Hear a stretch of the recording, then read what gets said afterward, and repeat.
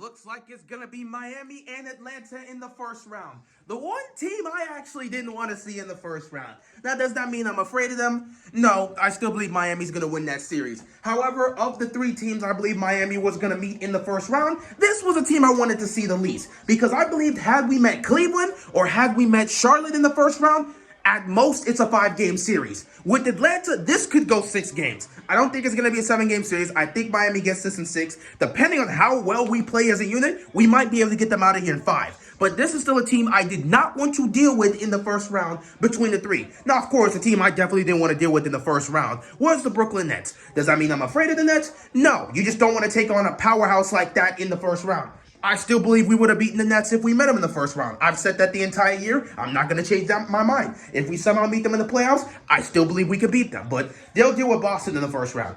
Atlanta. Oh, boy.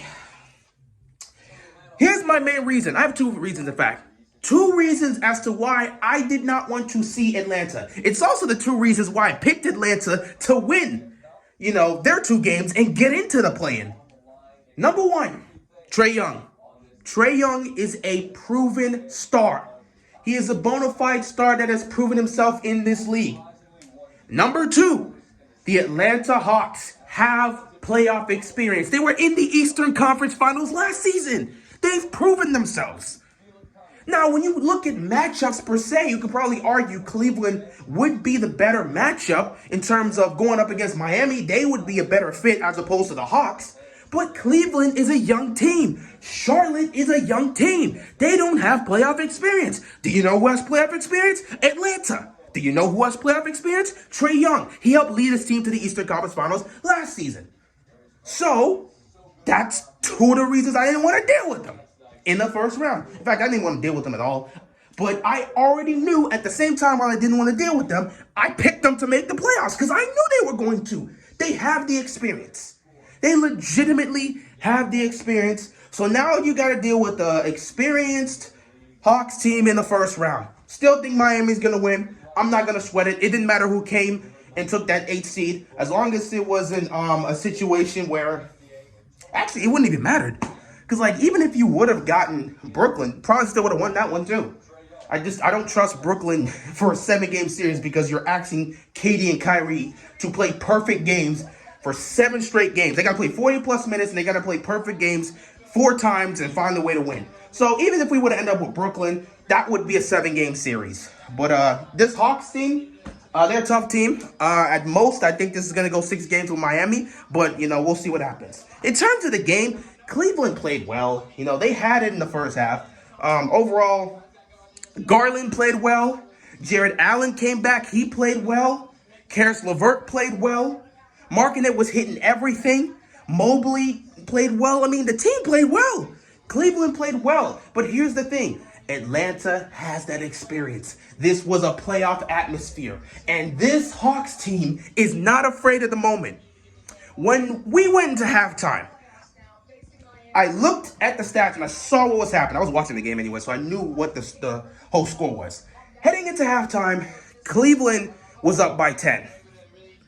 Atlanta, in the first half, shot 3 of 16 from the 3-point line. Cleveland shot 10 of 21.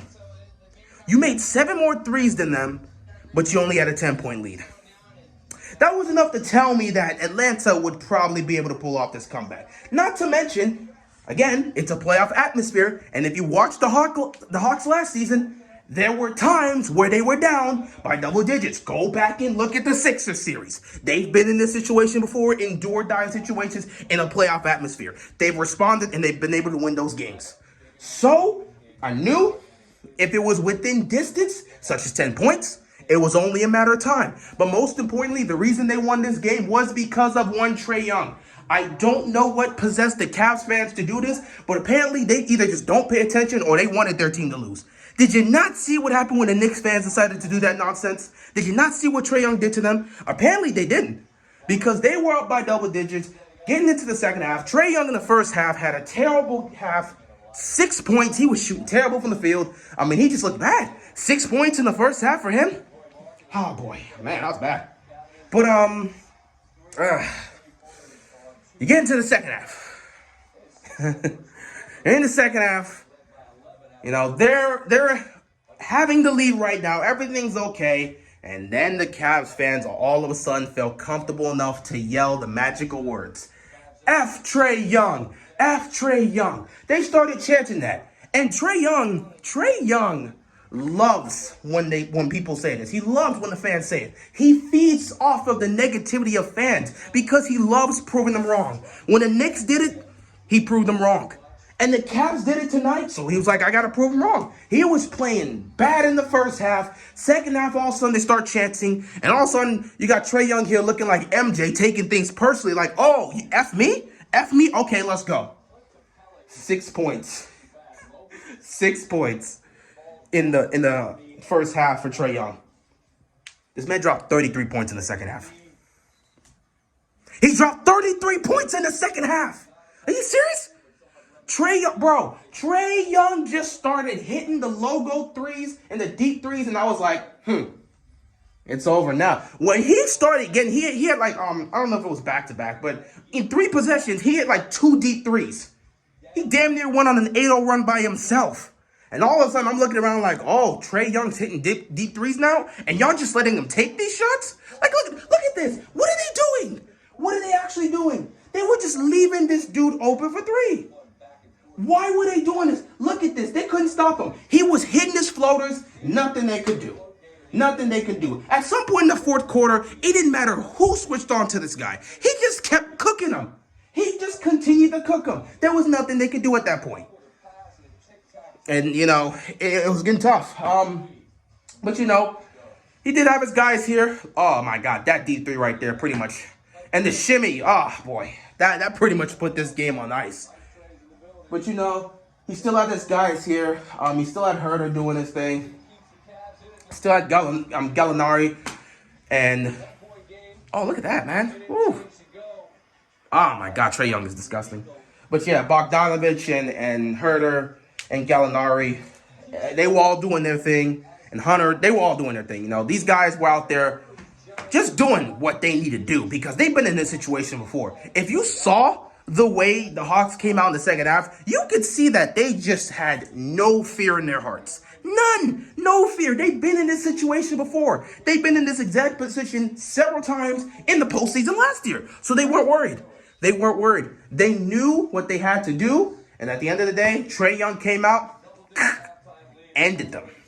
Straight up ended them. My God. So, yeah. That's pretty much the game right there. Cleveland goes home. It's unfortunate, you know. Cleveland was a team that was, you know, getting blown out in that first matchup against the Nets, and then they brought it close and they almost pulled off the upset.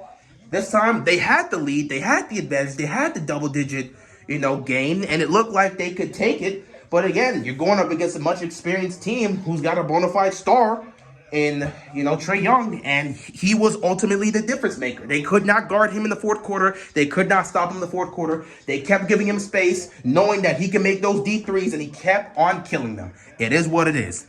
Atlanta advances into the playoffs, where they will take on my Miami Heat in the first round. And like I said, it doesn't matter.